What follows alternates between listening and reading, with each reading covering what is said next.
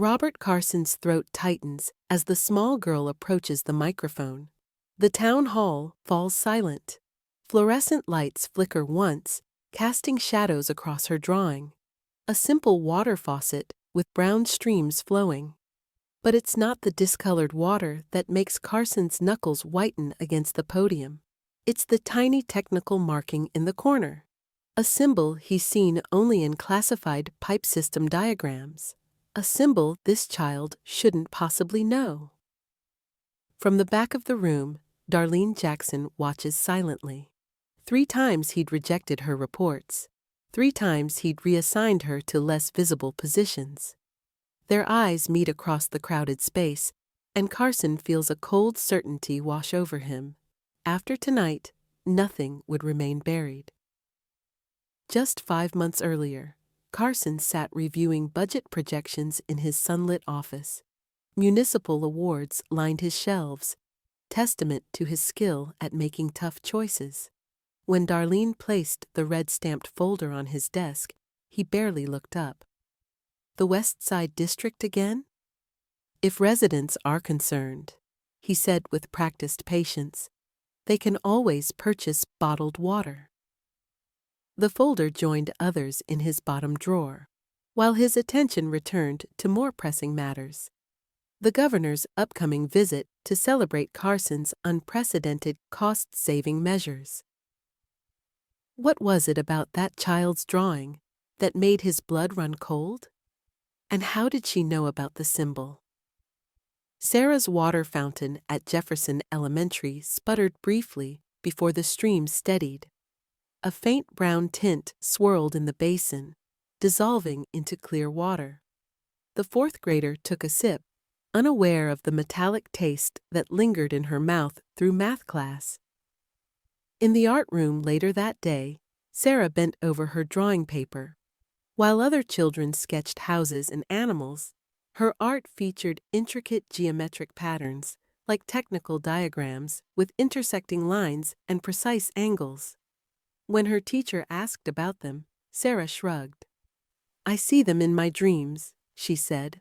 The teacher framed one for the school exhibition, where it hung between a finger painting and a clay sculpture. Its sharp lines stood out against the childish creations surrounding it. A visiting engineer from the water department paused at the drawing during parent-teacher night. He recognized the symbol immediately, the standard designation for a lead pipe junction. He meant to ask about it, but got distracted by a phone call. The school nurse kept a log of student complaints. Headaches topped the list this semester, followed by stomach aches. When 3 3rd graders vomited after drinking from the hallway fountain, she blamed a stomach bug. The janitor poured bleach down the drain and marked the work order complete. That night, Sarah's mother noticed her daughter's headache again, the 3rd that week. She made a note to mention it at their next doctor's appointment, then poured 2 glasses of water for dinner. The first came out cloudy, so she let the tap run until it cleared. What connection existed between Sarah's mysterious drawings and the children's illness? And who would be the first to realize the terrible truth? The interoffice envelope sat on Darlene Jackson's desk when she returned from the field. Personal and confidential was stamped in fresh ink across her name. Inside, the reassignment notice listed her new duties: filing permit applications in records management. It was her 3rd transfer in 8 months, each one pulling her further from the fieldwork she loved.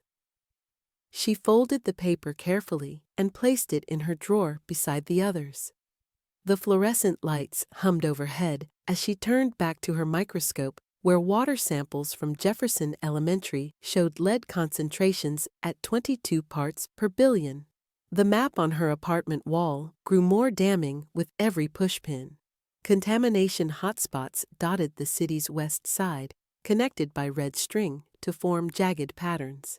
Newspaper clippings about unexplained childhood illnesses clustered near the pins. Tonight's samples came from the elementary school's art room sink and a drinking fountain near the gym.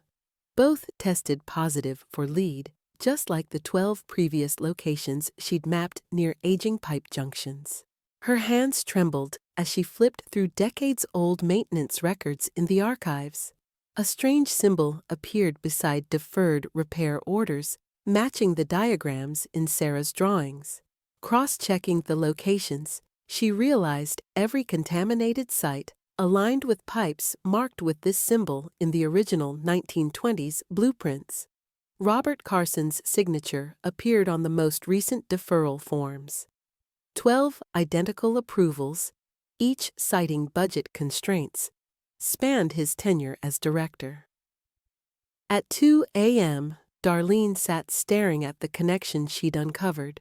The symbol appeared in every critical document: the blueprints, deferral forms, even her coded labels. It represented something the department had tried to erase. She photographed each piece of evidence, her fingers shaking. Tomorrow, she would take everything to the school board meeting. But would anyone believe her? Or would Carson find a way to bury the truth once more? The maintenance deferral form sat on Robert Carson's desk, identical to dozens he'd signed before. His pen hovered above the signature line as he reviewed the cost projections. The numbers showed a $287,000 savings from postponing pipe replacements in District 7 for another fiscal year. He didn't hear the ambulance sirens 3 blocks away at Jefferson Elementary, where Sarah clutched her stomach in art class as a sharp pain hit. Her watercolor brush slipped, leaving a red streak across her latest drawing, an intricate pattern of intersecting lines. The teacher noticed her pale face first, then the way her hands trembled as she tried to stand. By the time the nurse arrived, Sarah's skin had taken on a grayish tint. Robert initialed the cost-benefit analysis attached to the deferral form. The document cited acceptable risk levels and projected lifespan extension of the existing pipes.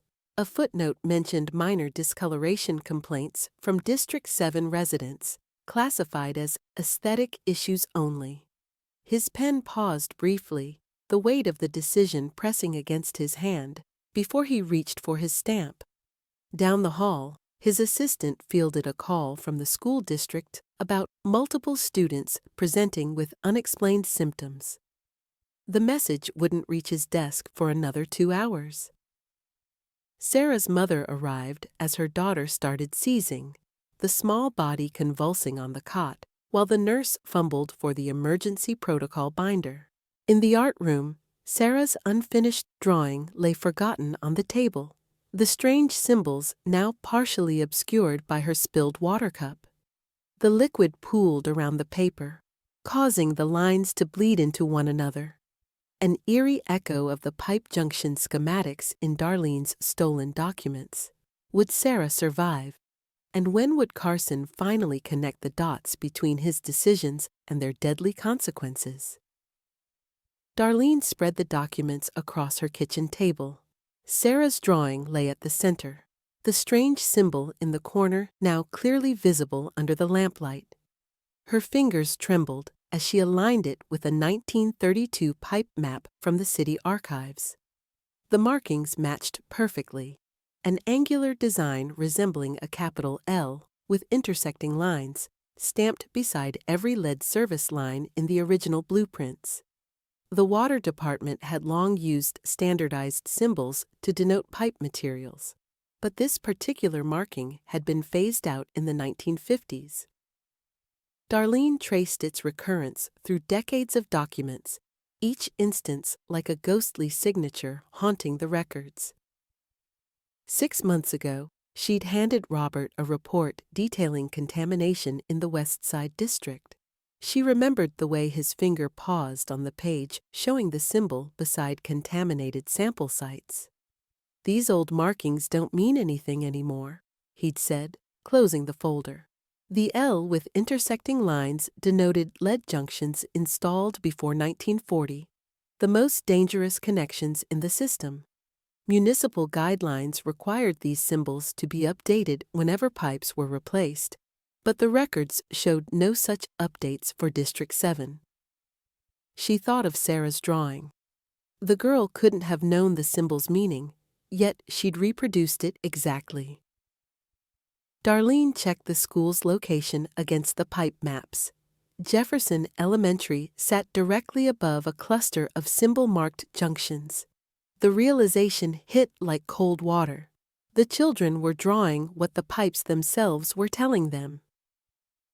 At 3 a.m., Darlene prepared her final exhibit. She overlaid Sarah's drawing with the pipe schematics using tracing paper. The match was undeniable. The symbol was a scar etched into the city's infrastructure, a silent witness to decades of neglect. But how would the public react when they learned the truth? And what would Carson do when his carefully constructed image began to crumble? Robert Carson adjusted his tie in the makeshift green room behind the high school auditorium. The city manager had insisted on this press conference after 3 local news stations ran stories about the water crisis. The auditorium buzzed with an energy he hadn't anticipated. Nearly 200 people packed the space. Parents held children on their laps. Elderly residents leaned forward in folding chairs. A TV crew set up cameras near the side exit. Robert noticed Darlene Jackson standing against the back wall, her arms crossed. She met his gaze briefly before looking away. He began with the statistics they'd prepared. 98% compliance with water quality standards, millions saved through careful fiscal management. When he reached the part about no immediate health risks, a man stood up in the 3rd row. Then explain this. The man lifted a plastic water bottle filled with brown liquid. Dozens of others followed, containers raised like torches, each holding discolored samples from kitchen taps and bathroom sinks. Mrs. Alvarez from the West Side Apartments walked to the microphone. Her hands shook as she held up a crumpled form. "This is your signature approving another delay for pipe replacements." The paper bore Robert's distinctive looping R from 3 months ago. "My Miguel missed 15 days of school last semester. The doctor says his lead level is twice what's considered safe." She turned to the crowd. "They knew. They've known for years." A high-pitched feedback squeal cut through the noise. Darlene stood at the AV console, adjusting a microphone. Without asking permission, she plugged in a laptop and clicked a file. The projector hummed to life, displaying Sarah's drawing, the faucet with brown water, the strange symbol in the corner. Darlene zoomed in on the marking, then split the screen to show an identical symbol from a 1947 pipe maintenance log. "This appears on every deferred repair order for lead pipes in the city," Darlene said.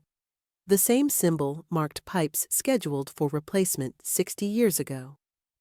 She advanced the slideshow, revealing document after document with Robert's signature beside the symbol.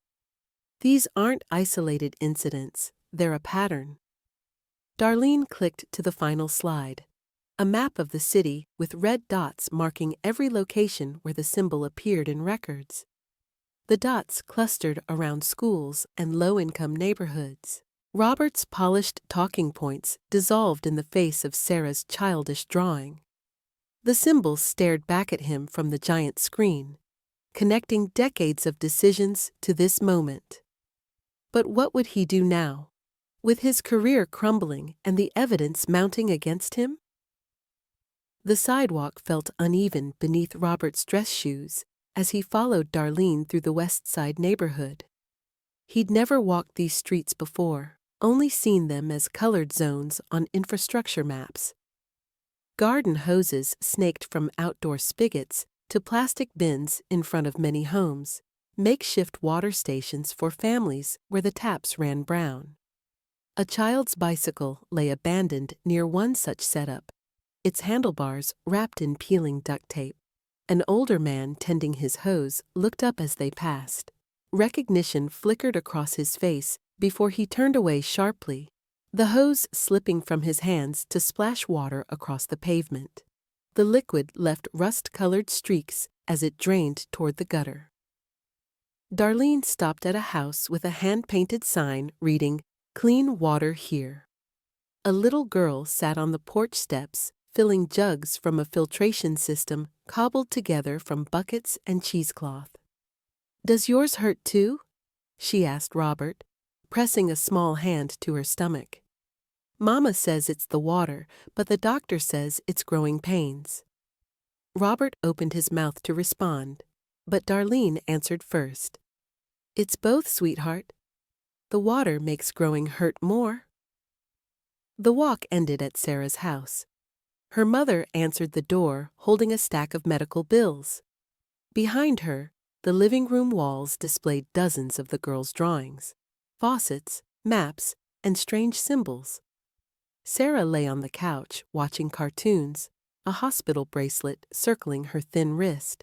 She looked at Robert with neither anger nor recognition, just the blank stare of a child who felt unwell. As they left, Sarah's mother pressed something into Robert's hand. It was a medical report with a number circled in red. Sarah's blood lead level.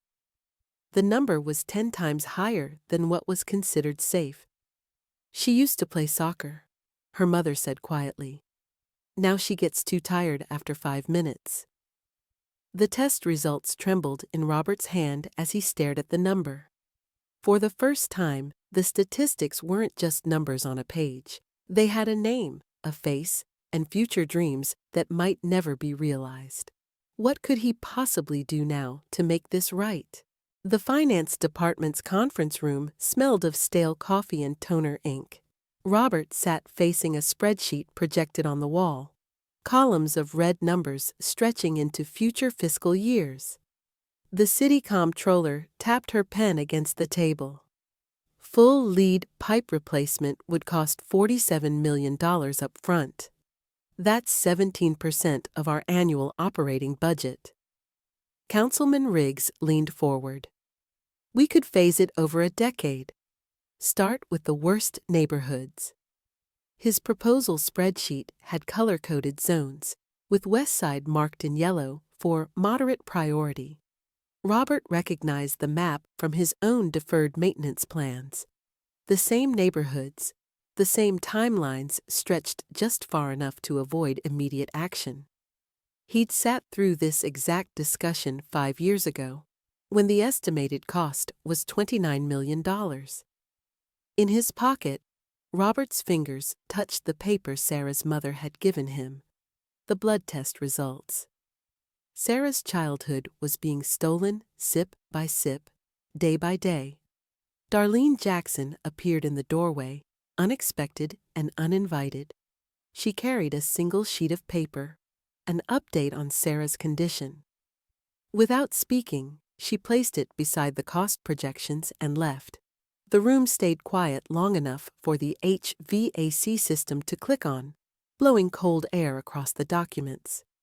Robert stood abruptly, his chair scraping the tile floor. "Start the emergency procurement process. Full composite replacement, West Side first." The comptroller began to object, but he cut her off. "Use the disaster reserve fund and send the paperwork to my office." He didn't wait for responses before walking out. Robert's assistant met him at the elevator with a stack of forms requiring immediate signatures, the first steps in a process that would take years and cost careers, including, most likely, his own. Would he really sacrifice everything he'd built for these children? And if he did, would it be enough to make amends for the damage already done? The work crews arrived before sunrise, their headlights cutting through the morning mist as they lined up trucks along Sarah's street. Neighbors peered through curtains at the unusual activity, some clutching coffee mugs, others holding children back from windows. Darlene stood at the center of the activity, clipboard in hand, directing both city engineers and neighborhood volunteers. Still, distrust hung thick in the air. Mrs. Alvarez watched from her porch, arms crossed, as workers marked utility lines with spray paint across her flower beds. The first excavation began at the corner main. The backhoe's bucket bit into asphalt with a crunch that made several residents flinch. Darlene motioned for the crew to pause as a group of children gathered to watch. She handed out small plastic hard hats and let them stand at a safe distance, turning the disruption into a lesson. "See that old pipe?" she said, pointing to the dark metal now exposed in the trench. "That's what made Sarah sick. We're giving you new ones that look like this." She held up a section of the composite pipe, its interior smooth and shiny. Robert arrived mid-morning, dressed not in his usual suit, but in khakis and a polo shirt. He stood apart from the activity, watching the crew's work, until Darlene noticed him and walked over. "I didn't expect to see you here," she said. "Neither did I." He gestured toward the trench. "How long until this section is complete?" 3 days for this block, 3 months for the whole neighborhood, 3 years for the city." Robert nodded. "I've freed up additional emergency funds. We can bring in more crews, cut it to 2 years. Instead of answering, he pulled out his phone and showed her an email. It was his resignation letter, already sent to the mayor and city council. "Effective immediately," he said. "My replacement will need your expertise. I've recommended you for deputy director." Before she could respond, a small voice interrupted them. "Are you fixing our water?" Sarah stood a few feet away, her hospital bracelet still circling her wrist. She looked better than the last time Robert had seen her. Some color returned to her cheeks. Robert knelt to her eye level. "Yes, we're fixing it. It should never have been broken." Sarah nodded seriously. "The pipes talk to me in my dreams. They have symbols, like this." She traced the angular L shape in the air with her finger. "I know," Robert said quietly. "We're listening to them now." The council hearing was packed with angry residents, journalists, and city officials. Robert sat alone at the witness table, a single folder in front of him containing copies of every warning he'd ignored. "There are 14 more like this," he said, after reading from Darlene's first report. "All approved for delay, all bearing my signature." The council chair leaned forward. "Mr. Carson, are you admitting to willful negligence in your duties?" Robert looked at the faces around the room. The parents holding water samples, the engineers he'd sidelined, the reporters ready to broadcast his downfall. He thought of Sarah's drawing still taped to his office wall, the brown water flowing from that childish faucet. "Yes," he said simply, the word hanging in the air like a stone dropped in still water. 5 years later, Jefferson Elementary held a science fair in the newly renovated gymnasium. Display boards lined the walls, many focused on water quality and public health, the legacy of lessons learned the hard way. Sarah, now a high school freshman, had been invited as a guest of honor. Her academic journey had been challenging. The neurological damage from early exposure had left her with learning difficulties, but she'd found her strength in art and environmental science. Near the refreshment table, she spotted Darlene Jackson, now the city's environmental protection director, and beside her, a gray-haired man in a simple blazer. "Mr. Carson," Sarah said, approaching them. "I didn't expect to see you here." Robert nodded, his eyes taking in how much she'd grown. "Darlene invited me. I almost didn't come." A student approached with a tablet, asking for an interview for the school newspaper.